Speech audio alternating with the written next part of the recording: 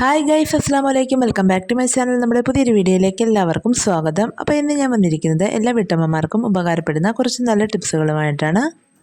അതായത് fridge clean ആക്കുക എന്നത് എല്ലാവർക്കും കുറച്ച് മടിയുള്ള കാര്യമാണ്. എന്നാൽ എത്ര അഴുക്ക് പിടിച്ച് കിടക്കുന്ന ഫ്രിഡ്ജും വളരെ ഈസി ആയിട്ട് ക്ലീൻ ആക്കുന്നതിനും ക്ലീൻ ആക്കാതെ തന്നെ ഫ്രിഡ്ജ് എപ്പോഴും ഫ്രഷ് ആയിട്ട് സൂക്ഷിക്കുന്നതിന് സഹായിക്കുന്ന കുറച്ച് നല്ല ടിപ്സുകൾ ഈ വീഡിയോയിൽ ഞാൻ കാണിക്കുന്നുണ്ട്. അതുമാത്രമല്ല, എല്ലാ വീട്ടമ്മമാർക്കും ഡെയിലി ലൈഫിൽ ഉപകാരപ്പെടുന്ന ഒന്ന് രണ്ട് ടിപ്സുകൾ കൂടി ഞാൻ ഈ വീഡിയോയിൽ ഉൾപ്പെടുത്തിയിട്ടുണ്ട്. തീർച്ചയായിട്ടും നിങ്ങൾക്ക് യൂസ്ഫുൾ ആകുന്ന ഒരു വീഡിയോ ആയിരിക്കും.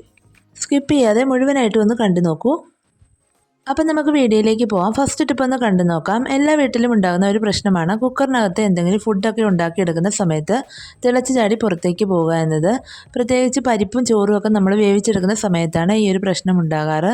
അതിപ്പോൾ എത്ര പുതിയ കുക്കറാണെങ്കിലും നമ്മൾ കുറച്ച് ക്വാണ്ടിറ്റിയൊക്കെ കൂടുതലായിട്ട് ഉണ്ടാക്കുന്ന സമയത്ത് ഈ ഒരു പ്രശ്നം ഉണ്ടാകാറുണ്ട്.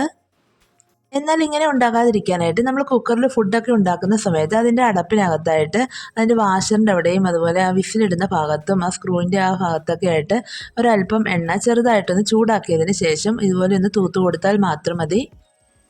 ഒരുപാടൊന്നും തെക്കേണ്ട ആവശ്യമില്ല, ചെറുതായിട്ടൊന്ന് തൂത്ത് കൊടുത്താൽ മതി. ഈ ഒരു രീതിയിൽ ചെയ്യുകയാണെങ്കിൽ നമ്മൾ എത്ര ക്വാണ്ടിറ്റി കൂടുതൽ വെച്ചാലും കുക്കറിനകത്തുനിന്ന് തിളച്ചാടി പുറത്തേക്ക് പോവുകയില്ല. ഇനി അതുപോലെ എല്ലാ വീട്ടിലും ഉണ്ടാകുന്ന ഒരു പ്രശ്നമാണ് ഇടിയപ്പം ഉണ്ടാക്കുന്ന സമയത്ത് അതിൻ്റെ അച്ച് നല്ല ടൈറ്റ് ആയിട്ടിരുന്ന് നമുക്ക് ഒട്ടും തന്നെ പീച്ചാൻ പറ്റാതെ വരിക.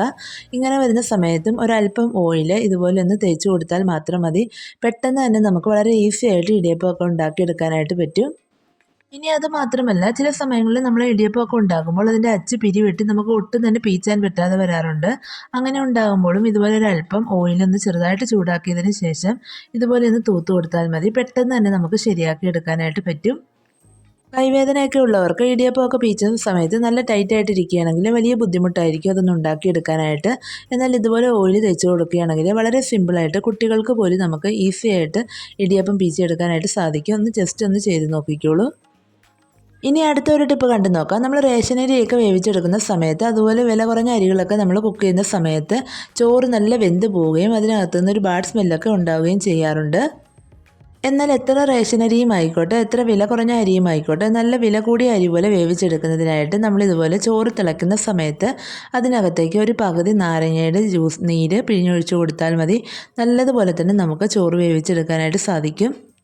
ഇങ്ങനെ ചെയ്യുകയാണെങ്കിൽ ചോറ് ഒട്ടും തന്നെ ഒട്ടിപ്പിടിക്കുകയുമില്ല, അതിനകത്തുണ്ടാകുന്ന ആ ബാഡ് സ്മെല്ലൊക്കെ മാറിക്കിട്ടുകയും ചെയ്യും.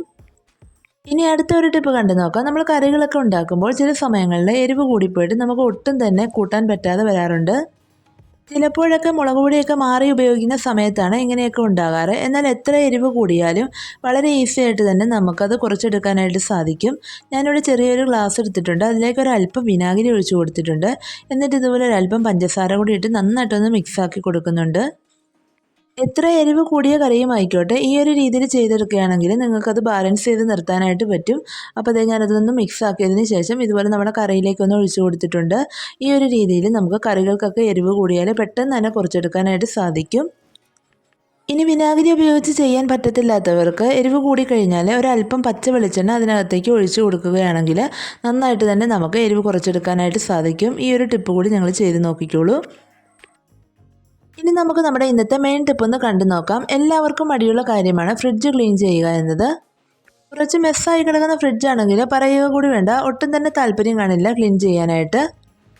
എന്നാൽ എത്ര മുഷിഞ്ഞ് കിടക്കുന്ന ഫ്രിഡ്ജുമായിക്കോട്ടെ, ഒട്ടും ബുദ്ധിമുട്ടില്ലാതെ വളരെ ഈസി ആയിട്ട് തന്നെ നമുക്ക് ക്ലീൻ ആക്കി എടുക്കാനായിട്ട് സാധിക്കും. അപ്പോൾ അതേ ഞാനിവിടെ എൻ്റെ ഫ്രിഡ്ജ് ഒന്ന് ക്ലീനാക്കി കാണിക്കാം. നല്ല മുഷിഞ്ഞ് തന്നെയാണ് കിടക്കുന്നത്. സാധാരണക്കാരുടെ ഒരു ഫ്രിഡ്ജ് ഏകദേശം ഇതുപോലെയൊക്കെ ആയിരിക്കും എപ്പോഴും കിടക്കാറുള്ളത്. എന്നാൽ ഇങ്ങനെ ഒരു ഫ്രിഡ്ജ് നമുക്ക് വളരെ ഈസി ആയിട്ട് ക്ലീനാക്കി എടുക്കുന്നത് എങ്ങനെയാണെന്ന് നോക്കാം. അതിനായിട്ട് ആദ്യം തന്നെ നമുക്കിവിടെ ഒരു സൊല്യൂഷൻ ഉണ്ടാക്കിയെടുക്കാം. ഞാനിവിടെ ചെറിയൊരു ബൗൾ എടുത്തിട്ടുണ്ട്. അതിലേക്ക് ആദ്യം ഞാനൊരു സ്പൂണ് ബേക്കിംഗ് സോഡയാണ് ചേർത്ത് കൊടുത്തിട്ടുള്ളത്. പിന്നെ അതിലേക്ക് ഒരു അല്പം വിനാഗിരി കൂടി ഒഴിച്ച് കൊടുത്തിട്ടുണ്ട്. എന്നിട്ട് ഇതിലേക്ക് ഒരു സ്പൂണ് ഉപ്പ് പൊടിയാണ് ചേർത്ത് കൊടുക്കുന്നത്. ഇനി ഇതെല്ലാം കൂടി നമുക്ക് നന്നായിട്ടൊന്ന് മിക്സ് ആക്കിയെടുക്കാം. അപ്പോൾ ഇതാ ഞാനിവിടെ നല്ല രീതിയിലൊന്ന് മിക്സ് ആക്കി എടുത്തിട്ടുണ്ട്. ഇനി ഇത് നമുക്ക് കുറച്ച് വെള്ളം ഒഴിച്ചു കൊടുത്ത് ഒന്ന് ഡൈല്യൂട്ട് ചെയ്തെടുക്കാം. അപ്പോൾ ഇത് ഇത്രയേ ഉള്ളൂ, നമ്മുടെ സൊല്യൂഷൻ ഇവിടെ റെഡി ആയിട്ടുണ്ട്. ഇത് ഉപയോഗിച്ച് ഞങ്ങൾ ഫ്രിഡ്ജ് ക്ലീൻ ചെയ്തെടുക്കുകയാണെങ്കിൽ ഒട്ടും ബുദ്ധിമുട്ടില്ലാതെ വളരെ ഈസി ആയിട്ട് തന്നെ നമുക്ക് ഫ്രിഡ്ജ് ക്ലീൻ ചെയ്തെടുക്കാനായിട്ട് സാധിക്കും. അതുമാത്രമല്ല, ഈ ഒരു സൊല്യൂഷൻ ഉപയോഗിച്ച് നമ്മൾ ഫ്രിഡ്ജ് ക്ലീൻ ചെയ്യുകയാണെങ്കിൽ എപ്പോഴും നമുക്ക് ഫ്രിഡ്ജിനകത്ത് നല്ല ഒരു സ്മെല്ല് നിലനിർത്താനായിട്ട് സാധിക്കും. അപ്പോൾ അതേ നമുക്കിവിടെ ഫ്രിഡ്ജ് ഒന്ന് ക്ലീൻ ചെയ്തെടുക്കാം. ആദ്യം തന്നെ ഞാൻ അതിനകത്ത് സാധനങ്ങളൊക്കെ ഒന്ന് മാറ്റി കൊടുക്കുന്നുണ്ട്. നമ്മൾ സാധാരണക്കാരായ ആൾക്കാർ ഫ്രിഡ്ജിനകത്ത് എപ്പോഴും കുത്തി നിറച്ച് സാധനങ്ങൾ സ്റ്റോർ ചെയ്ത് വെക്കുന്നവരാണ്. ഇത് എപ്പോഴും നമ്മുടെ ഫ്രിഡ്ജ് മെസ്സായി കിടക്കുന്നതിന് കാരണമാകും. അതുമാത്രമല്ല ഫ്രിഡ്ജിനകത്ത് നിന്ന് എപ്പോഴും ഒരു ബാഡ് സ്മെല്ലും ഉണ്ടാകാറുണ്ട്. ഇതൊക്കെ മാറ്റിയെടുക്കുന്നതിനായിട്ട് നിങ്ങൾ ഈ ഒരു രീതിയിൽ ഒന്ന് ക്ലീൻ ചെയ്ത് നോക്കിയാൽ മതി. എപ്പോഴും നമ്മുടെ ഫ്രിഡ്ജ് നമുക്ക് ക്ലീനായി തന്നെ സൂക്ഷിക്കാനായിട്ട് സാധിക്കും. അപ്പോൾ ഞാനിവിടെ ആദ്യം തന്നെ ഒരു തുണി എടുത്തിട്ട് ഫ്രിഡ്ജിനകത്തുള്ള പൊടിയൊക്കെ ഒന്ന് തൂത്തെടുത്തിട്ടുണ്ട്. ഇനി നമുക്ക് നേരത്തെ ഉണ്ടാക്കി വെച്ചിരിക്കുന്ന ഈ സൊല്യൂഷനകത്തേക്ക് ഒരു തുണി ഒന്ന് മുക്കി കൊടുത്തിട്ട് വെറുതെ ഒന്ന് ഫ്രിഡ്ജ് ഒന്ന് തുടച്ചെടുക്കാം. എത്ര മുഷിഞ്ഞു കിടക്കുന്ന ഫ്രിഡ്ജാണെങ്കിലും ഈ ഒരു രീതിയിൽ ക്ലീൻ ചെയ്യുകയാണെങ്കിൽ നല്ല രീതിയിൽ തന്നെ നമുക്ക് വൃത്തിയായി കിട്ടും. ഒട്ടും ബുദ്ധിമുട്ടുമില്ല. ഇതിനകത്ത് നമ്മൾ ഉപയോഗിച്ചിരിക്കുന്ന വിനാഗിരിയും ബേക്കിംഗ് സോഡയും ഉപ്പും എല്ലാം നന്നായിട്ട് ക്ലീൻ ചെയ്യാൻ സഹായിക്കുന്നവയാണ്. അപ്പോൾ ഞാനിവിടെ ഫ്രിഡ്ജിൻ്റെ ഉൾഭാഗം മുഴുവൻ വളരെ പെട്ടെന്ന് തന്നെ തുടച്ചെടുത്തിട്ടുണ്ട്. ഒട്ടും ബുദ്ധിമുട്ടില്ല. വളരെ ഈസി ആയിട്ട് തന്നെ നമ്മൾ ക്ലീൻ ആക്കിയിട്ടുണ്ട്. ഇനി നമുക്ക് ഫ്രിഡ്ജിൻ്റെ ഡോറിലുള്ള ഈ ഒരു ഭാഗം കൂടി നന്നായിട്ടൊന്ന് ക്ലീൻ ആക്കി എടുക്കാം. ആദ്യം തന്നെ നമുക്ക് ഇതെല്ലാം ഒന്ന് മാറ്റി കൊടുക്കാം.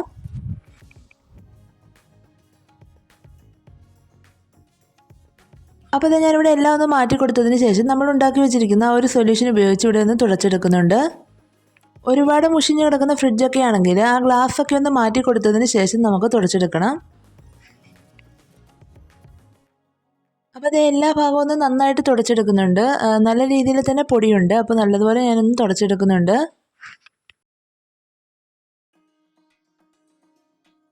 അപ്പോൾ അങ്ങനെ നമ്മൾ ഫ്രിഡ്ജിൻ്റെ ഡോറും ഉൾഭാഗവും ഒക്കെ നന്നായിട്ട് വൃത്തിയാക്കി എടുത്തിട്ടുണ്ട്. ഇനി നമുക്ക് ഫ്രീസറിനകത്തുകൂടി ഒന്ന് ക്ലീൻ ആക്കി എടുക്കണം. അപ്പം ഞാനിവിടെ ഫ്രീസറിനുള്ളിലെ സാധനങ്ങളൊക്കെ ഒന്ന് മാറ്റി കൊടുക്കുന്നുണ്ട്. എന്നിട്ട് വെറുതെ ആ തുണിയിട്ടൊന്ന് തുടച്ചെടുക്കുന്നതേ ഉള്ളൂ. നമ്മൾ മാസത്തിലൊരിക്കലെങ്കിലും ഇതുപോലെ ഫ്രിഡ്ജ് ക്ലീനാക്കി എടുക്കുകയാണെങ്കിൽ നമുക്ക് എന്നും നല്ല പുതിയതുപോലെ തന്നെ സൂക്ഷിക്കാനായിട്ട് പറ്റും. പിന്നെ ചിലർക്കൊക്കെ ഡൗട്ട് ഉണ്ടായിരിക്കും, ഉപ്പൊക്കെ ഉപയോഗിക്കുന്നത് കൊണ്ട് തുരുമ്പടിച്ച് പോകുമോ എന്ന്. ഒരു കുഴപ്പവും ഉണ്ടാകുകയില്ല. ഞാനിത് വർഷങ്ങളായിട്ട് ഇങ്ങനെയാണ് ക്ലീൻ ചെയ്തുകൊണ്ടിരിക്കുന്നത്. ഒട്ടും തന്നെ പ്രോബ്ലം ഉണ്ടാവുകയില്ല.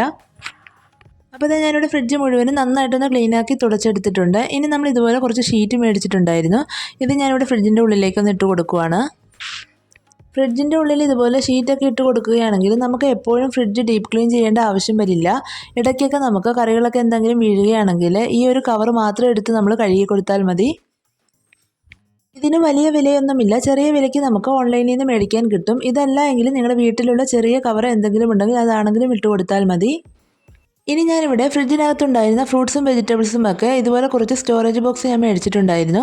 അതിനകത്തേക്ക് ഇതുപോലെ ഒന്ന് ആക്കി കൊടുക്കുന്നുണ്ട്. നമ്മൾ ഇങ്ങനെ സ്റ്റോർ ചെയ്ത് ഉപയോഗിക്കുകയാണെങ്കിൽ ഒട്ടും തന്നെ മെസ്സായി കിടക്കുകയില്ല. അതുമാത്രമല്ല നമുക്ക് ഒരുപാട് സ്ഥലം സേവ് ചെയ്യാനായിട്ട് പറ്റുകയും ചെയ്യും. അപ്പോൾ ഞാനിവിടെ മൊത്തത്തിൽ നന്നായിട്ട് ക്ലീൻ ആക്കിയിട്ടുണ്ട്. നല്ലതുപോലെ തന്നെ വൃത്തിയായിട്ടുണ്ട്. ഒട്ടും ബുദ്ധിമുട്ടിയിട്ടില്ല. എത്ര മടിയുള്ളവർക്കും ഇതുപോലെ ക്ലീൻ ആക്കുകയാണെങ്കിൽ വളരെ ഈസി ആയിട്ട് തന്നെ ക്ലീൻ ആക്കി എടുക്കാനായിട്ട് സാധിക്കും. പിന്നെ നേരത്തെ പറഞ്ഞതുപോലെ തന്നെ ഫ്രിഡ്ജിനകത്ത് ഇതുപോലെ ഷീറ്റ് മേടിച്ചിടാൻ പറ്റുകയാണെങ്കിൽ വളരെ നല്ലതാണ്. അങ്ങനെയാണെങ്കിൽ നമുക്ക് എപ്പോഴും ഫ്രിഡ്ജ് ക്ലീൻ ആക്കേണ്ടി വരികയില്ല. ഇടയ്ക്കൊക്കെ ആ ഷീറ്റ് മാത്രം നമുക്കൊന്ന് എടുത്ത് ക്ലീൻ ആക്കി കൊടുത്താൽ മതി. ഇനി നമുക്ക് ഈ ഒരു തുണി വെച്ചിട്ട് നമ്മുടെ ഫ്രിഡ്ജിൻ്റെ പുറം വശം കൂടി ഒന്ന് തുടച്ചെടുക്കാം. അപ്പോൾ മൊത്തത്തിൽ നന്നായിട്ട് ക്ലീൻ ആയിട്ടുണ്ട്. ഈ ഒരു രീതിയിൽ നിങ്ങൾക്ക് എത്ര മുഷിഞ്ഞ് കിടക്കുന്ന ഫ്രിഡ്ജും വളരെ ഈസി ആയിട്ട് ക്ലീൻ ആക്കി എടുക്കാനായിട്ട് സാധിക്കും. എത്ര മടിയുള്ളവർക്കും വളരെ സിമ്പിളായിട്ട് ചെയ്തെടുക്കാൻ പറ്റുന്നതേ ഉള്ളൂ. തീർച്ചയായിട്ടും നിങ്ങൾ ഇതുപോലെ ഒന്ന് ചെയ്ത് നോക്കുക. ഇനി നമ്മൾ ഫ്രിഡ്ജ് ഉപയോഗിക്കുന്നവർക്ക് എപ്പോഴും ഉണ്ടാകുന്ന ഒരു തലവേദനയാണ് ഫ്രീസറിനകത്ത് ഐസ് കട്ട വന്ന് നിറയുന്നത്. ഐസ് കട്ട വന്ന് കുമിഞ്ഞു കൂടിയാൽ അത് മെൽറ്റാക്കി എടുക്കാനായിട്ട് വലിയ ബുദ്ധിമുട്ടാണ്. ഒരു ദിവസമൊക്കെ നമുക്ക് നിർത്തിയിടേണ്ടതായിട്ട് വരാറുണ്ട്. എന്നാൽ അങ്ങനെയൊന്നും ചെയ്യേണ്ടതായിട്ട് വരില്ല. ഫ്രീസറിനകത്ത് ഐസ് കട്ട കുമിഞ്ഞു കൂടുന്നുണ്ടെങ്കിൽ ഒരല്പം ഉപ്പ് തൂത്ത് കൊടുത്താൽ മാത്രം മതി.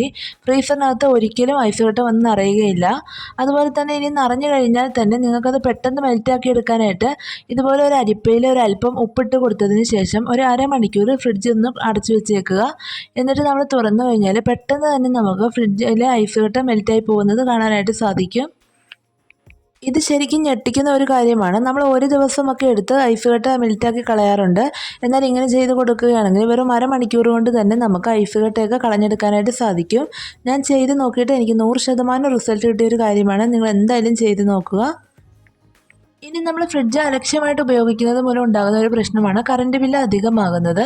എന്നാൽ നമ്മൾ ഫ്രിഡ്ജ് ഉപയോഗിക്കുമ്പോൾ ഈ കുറച്ച് കാര്യങ്ങൾ മാത്രം ശ്രദ്ധിച്ചാൽ മതി. എത്ര ഉപയോഗിച്ചാലും കറണ്ട് ബില്ല് 400-ൽ കൂടില്ല. അതായത് ഫ്രിഡ്ജിൻ്റെ കൂളിംഗ് നമ്മൾ എപ്പോഴും ഹൈ ലെവലിൽ കൂട്ടി വെക്കരുത്. ഒന്നുകിൽ മീഡിയത്തിൽ അല്ലെങ്കിൽ അതിൽ താഴെ വെക്കുക. ഓരോ സീസൺ അനുസരിച്ച് അതിനകത്ത് എഴുതിയിട്ടുണ്ടായിരിക്കും. അതിനനുസരിച്ച് മാത്രം നമ്മൾ കൂളിംഗ് കൂട്ടിയിടുക. ഹൈ ലെവലിൽ എപ്പോഴും ആക്കിയിട്ട് കഴിഞ്ഞാൽ നമുക്ക് കറണ്ട് ബില്ല് നന്നായിട്ട് കൂടി തന്നെ വരും. ഇനി അതുപോലെ ഫ്രിഡ്ജിൻ്റെ വാഷർ ലൂസായി അതിൻ്റെ ഡോർ അടയാതെ കിടക്കുകയാണെങ്കിൽ നമുക്ക് കറണ്ട് ബില്ല് അധികമാകാറുണ്ട്. അതുകൊണ്ട് തന്നെ നമ്മൾ ഡോർ എപ്പോഴും നന്നായിട്ട് അടയുന്നുണ്ടോ എന്ന് ശ്രദ്ധിക്കണം.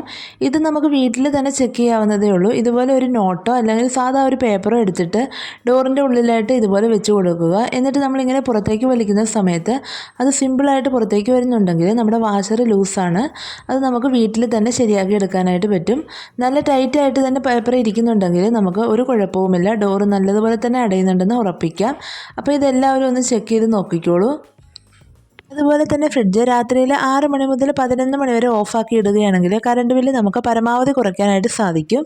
കറണ്ട് ബില്ല് അധികമായിട്ട് വരുന്നവരുണ്ടെങ്കിൽ ഈ ഒരു സൂത്രം ചെയ്ത് നോക്കിക്കോളൂ. ഇത് KSEBക്കാർ പറഞ്ഞു തന്നിട്ടുള്ള ഒരു സൂത്രമാണ്. ഇതുപോലെ ചെയ്ത് നോക്കിയിട്ട് എനിക്ക് കറണ്ട് ബില്ല് നന്നായിട്ട് കുറഞ്ഞു വന്നിട്ടുണ്ടായിരുന്നു. അപ്പോൾ ഇത്രയുള്ള നമ്മുടെ ഇന്നത്തെ വീഡിയോ. എല്ലാവർക്കും യൂസ്ഫുൾ ആകുന്ന കുറച്ച് നല്ല ടിപ്സുകളാണ് ഞാനിവിടെ കാണിച്ചിട്ടുള്ളത്. തീർച്ചയായിട്ടും എല്ലാവർക്കും വീഡിയോ ഇഷ്ടപ്പെട്ട് കാണുമെന്ന് വിചാരിക്കുന്നു. അതുപോലെ ഉപകാരപ്രദമായി കാണുമെന്ന് വിശ്വസിക്കുന്നു. വീഡിയോ ഇഷ്ടപ്പെട്ടെങ്കിൽ ഒന്ന് ലൈക്ക് ചെയ്യുക. അതുപോലെ നിങ്ങളുടെ ഫ്രണ്ട്സിനും ഫാമിലിക്കും ഒക്കെ ഒന്ന് ഷെയർ ചെയ്ത് കൊടുക്കുക. അതുപോലെ നമ്മുടെ ചാനൽ ആരെങ്കിലും ഇനിയും സബ്സ്ക്രൈബ് ചെയ്യാനുണ്ടെങ്കിൽ ഒന്ന് സബ്സ്ക്രൈബ് ചെയ്ത് സപ്പോർട്ട് ചെയ്യുക. നിങ്ങളുടെ അഭിപ്രായങ്ങളൊക്കെ ഒന്ന് കമൻറ്റ് ബോക്സിലൂടെ അറിയിക്കുക. അപ്പോൾ ഇത്രയുള്ളൂ. നമുക്ക് അടുത്ത നല്ലൊരു വീഡിയോ ആയിട്ട് വീണ്ടും കാണാം. Thanks for watching.